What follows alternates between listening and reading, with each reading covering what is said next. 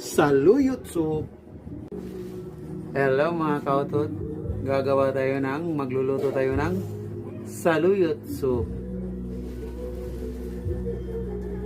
Mga kautot, kukunin lang natin yung pinakabatang dahon. Ayan. Kaya pala mga kautot, ilagay na natin dito kautot para igiling natin sila.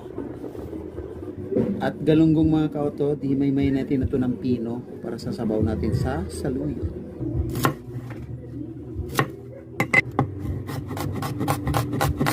Ilagay na rin natin mga kautot. Halo natin.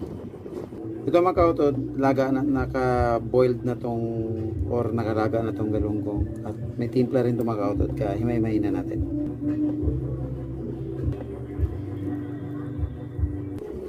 Ayan na mga kautot, nahimay na natin maiging pinang-pino.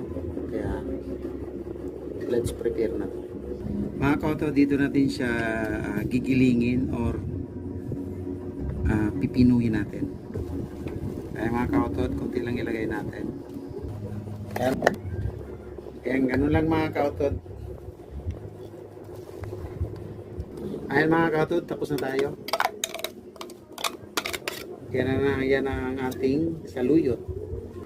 Ito na mga kautot, nakaprepare na siya. Handa na nating lulutuin.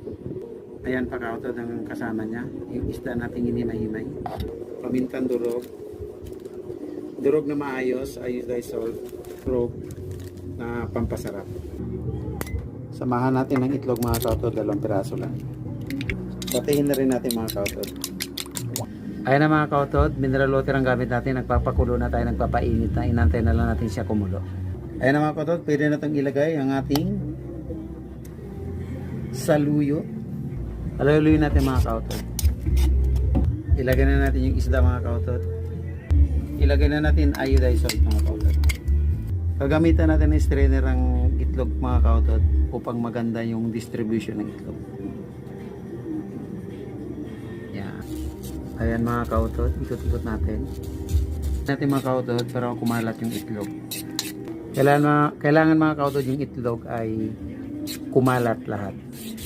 Ilagay na rin natin yung betchin mga kautot. Halu-haluin mga kautot. Titikman na natin mga kautot. Sarap, tamang paminta mga kautot.